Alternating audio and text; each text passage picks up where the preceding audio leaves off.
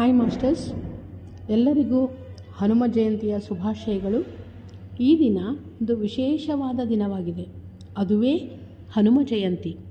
ಆ ಮಹಾವೀರ, ಮಹಾಶೂರ, ಮಹಾಭಕ್ತ, ಮಹಾಯೋಗೀಶ್ವರ, ಮಹಾಜ್ಞಾನಿ, ಮಹಾಪಂಡಿತನು ಆ ಹನುಮಂತನು ಹುಟ್ಟಿದ ದಿನ ಈ ದಿನ. ತಾನು ಹುಟ್ಟಿ ಪ್ರಪಂಚವನ್ನೇ ಬದಲಾವಣೆ ಮಾಡಿದ ದಿನ. ಇಡೀ ಪ್ರಪಂಚಕ್ಕೆ ಆದರ್ಶವಂತವಾದ ದಿನ. ಅಂತಹ ಮಹಾ ಶ್ವಾಸಪುತ್ರ ಪವನಪುತ್ರನಿಂದ ನಾವು ಏನನ್ನು ಕಲಿತುಕೊಂಡಿದ್ದೇವೆ? ಆಂಜನೇಯನು ಯಾವಾಗಲೂ ಧ್ಯಾನ ಸ್ಥಿತಿಯಲ್ಲಿರುತ್ತಾನೆ. ನಾವು ಸಹಿತ ಪ್ರತಿನಿತ್ಯ ಧ್ಯಾನ ಮಾಡಿದಾಗ ಆಂಜನೇಯರಾಗುತ್ತೇವೆ. ಅಂದರೆ ಶ್ವಾಸದ ಮೇಲೆ ವಿಜಯ ಸಾಧಿಸುತ್ತೇವೆ. ಆಗ ನಮ್ಮ ಜೀವನದ ಮೇಲೆಯೂ ನಾವು ವಿಜಯ ಸಾಧಿಸಬಹುದು ಮಾಸ್ಟರ್ಸ್. ಹಾಗಾಗಿ ಯಾವಾಗ ನಮ್ಮ ಜೀವನವನ್ನು ನಾವು